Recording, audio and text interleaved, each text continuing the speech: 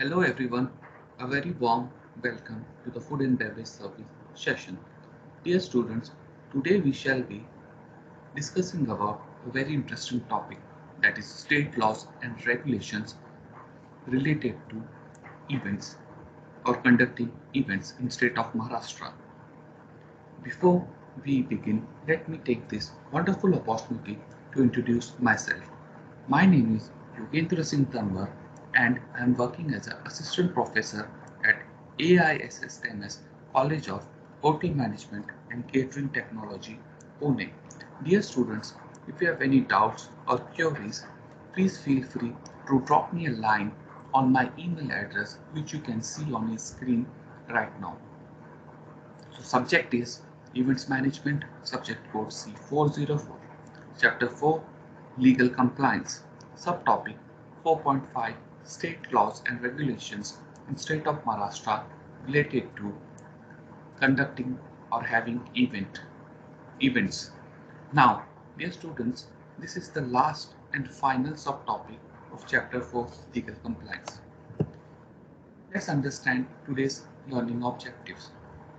By the end of this session, dear students, you should be able to define and understand legal issues and requirements event planners should know, legal requirements for event planning business, legal issues in event management, legal requirements for venues, and which event licenses and permissions are required for an event in Maharashtra, various other mandatory licenses and permissions issued by government bodies.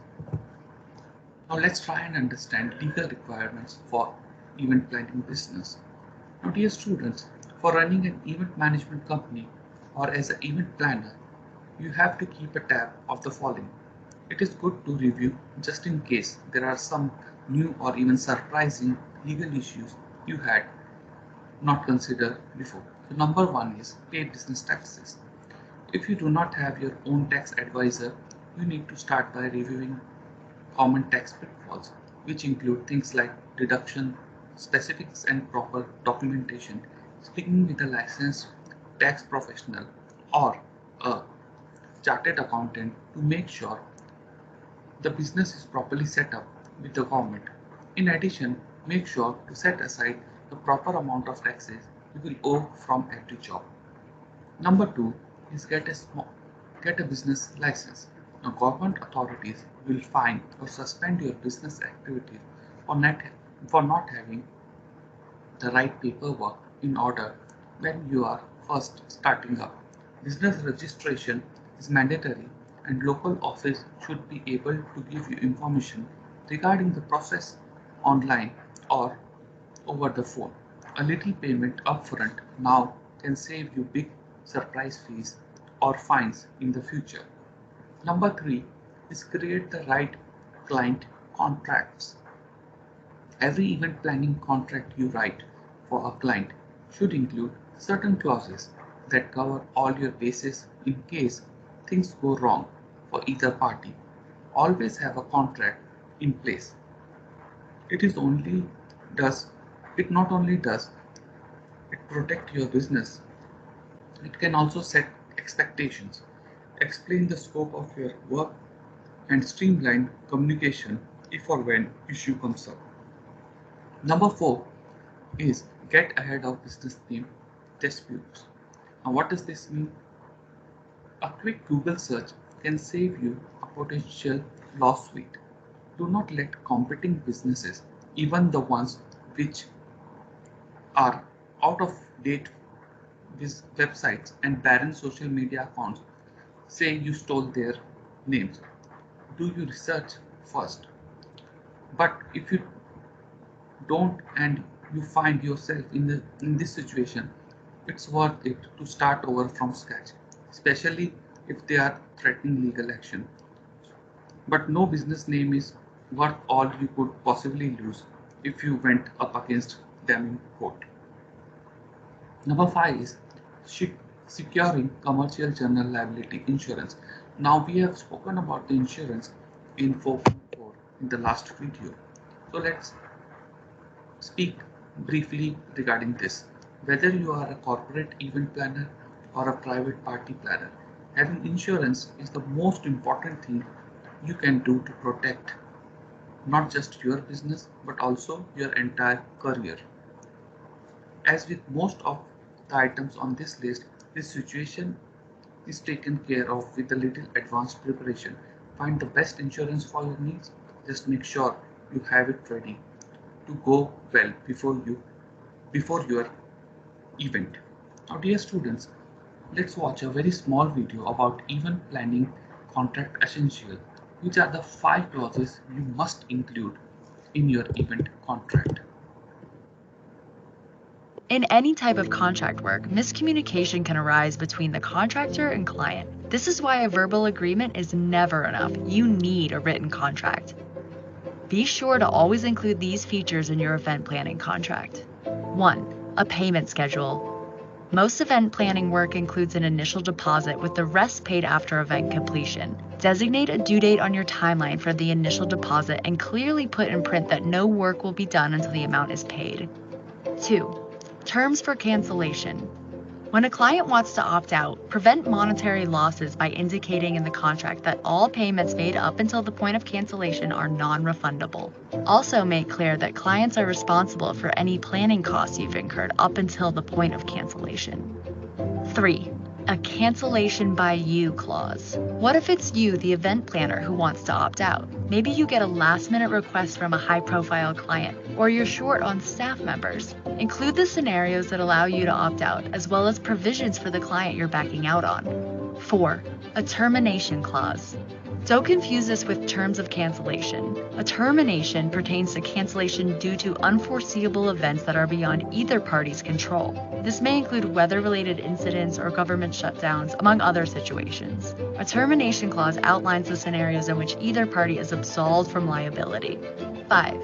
An indemnification clause. This protects you from liability should you be sued by a third party due to negligence on the client's end. If an attendee is injured or if there's damage to the venue, the clause ensures they will not be able to hold you legally responsible.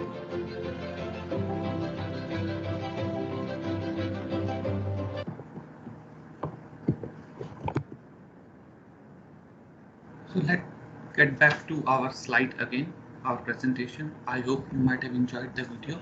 Now, dear students, let's see what are the legal issues in event management. Now, your clients, venues, sponsors, and partners will all likely have their own protection and insurances in place for events. However, their legal backup plans might not cover you if something were to happen. So make sure you consider what you would do to solve these issues before they even come up. Now, number one is have a child protection policy. If you aren't already aware, event planners are responsible for providing safe and appropriate special spaces for children at events. That's in addition to keeping them away from alcohol, providing some form of entertainment, and coordinating search efforts in case anyone goes missing. Always comply with police investigation, but more importantly, make sure you responsibly store and serve alcohol. A child protection policy may cover you in case of any lawsuits. However, you will still need to make sure your employees and bartenders are all well trained, properly certified to serve alcohol, and are given access to a restricted area for bar storage. Now, number two is set up hired and non-owned auto insurance. Now, whether your clients or your guests they drive themselves to the event or not, you may be held responsible for any auto issues that occur before, during, or just after your event. Now, what might be the problem here?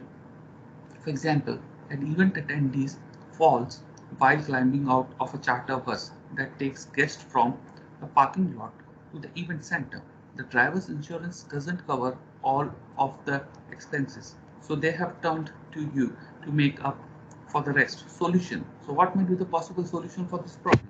When it comes to event planning, you really can't have too much insurance coverage. Find a policy that fits your needs, and if this does not happen to you before you get it, make sure to have your event venue put their vehicle policy in writing ahead of time. They might not cover it for you, so it's always good to check. Number 3 is prepare your event cancellation. You might find yourself in the middle of a messy dispute if you or your client decide not to follow through with an event. Now, let's discuss about a problem here.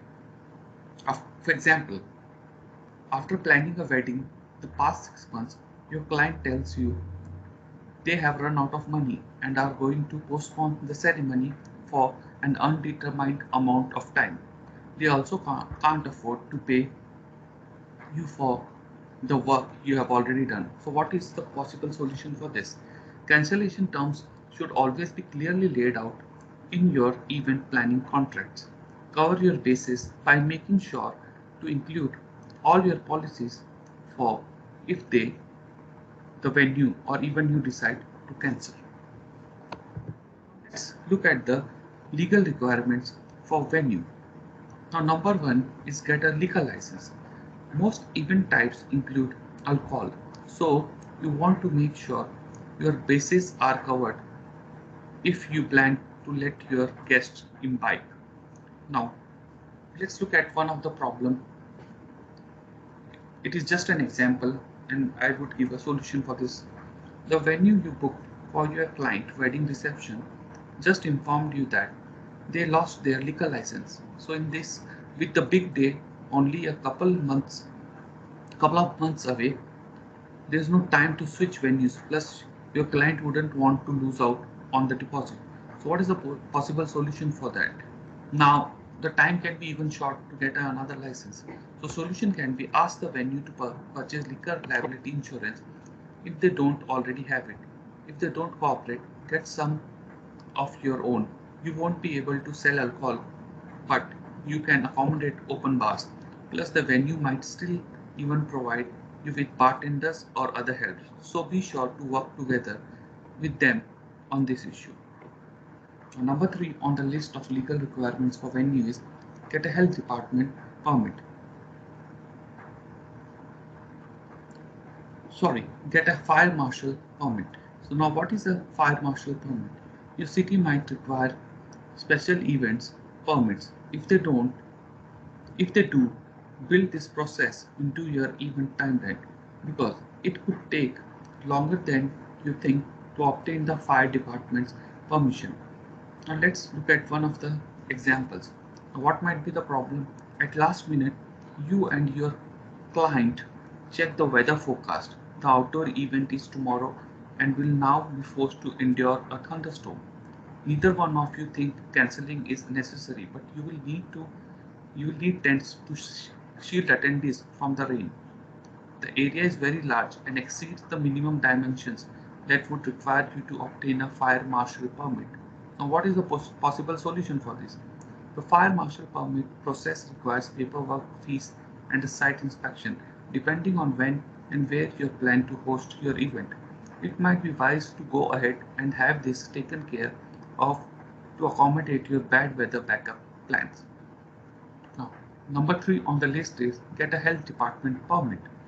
Now, serving food at your event?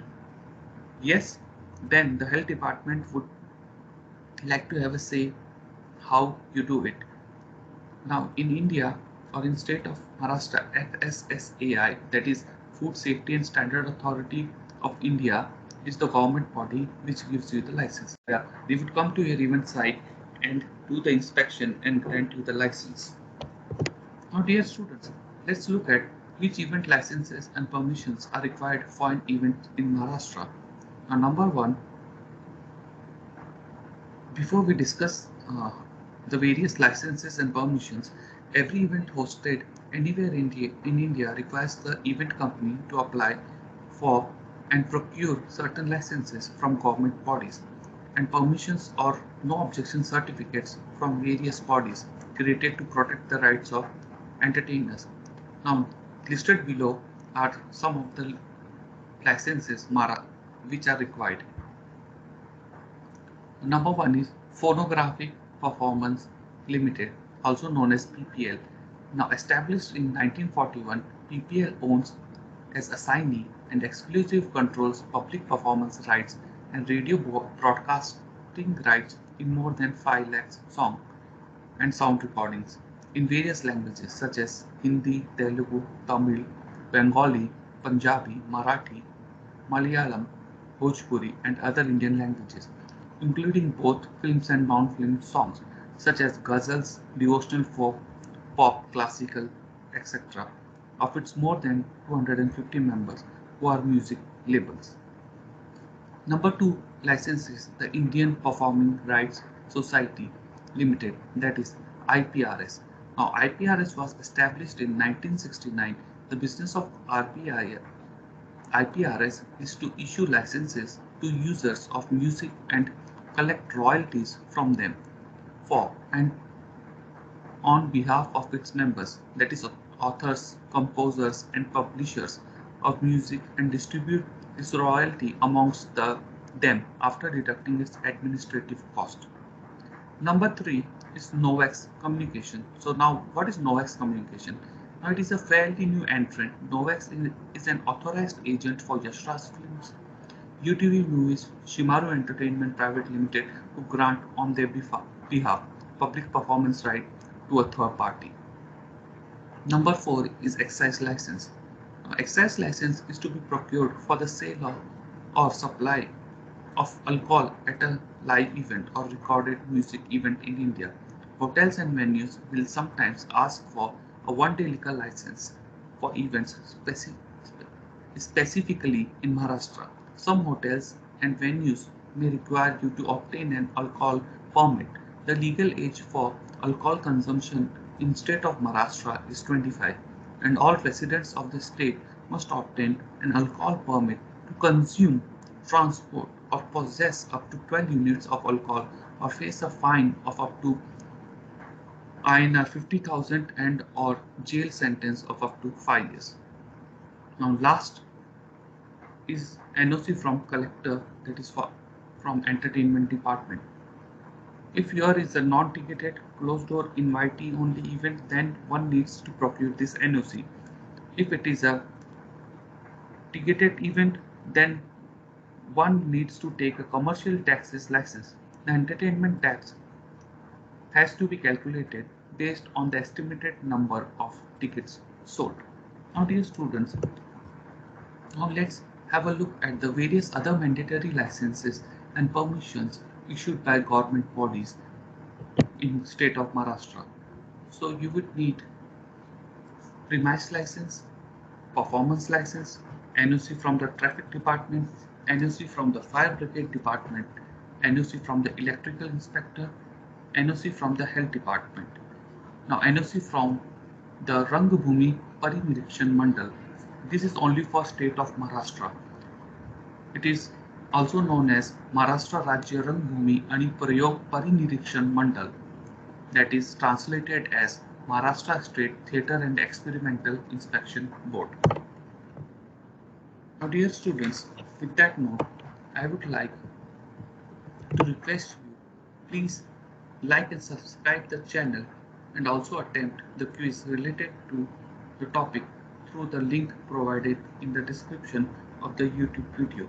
Dear students, thank you very much for listening patiently, and thank you for your time and attention. See you in next video. Until then, happy learning and have a great day ahead. I hope you have enjoyed the video. Bye everyone.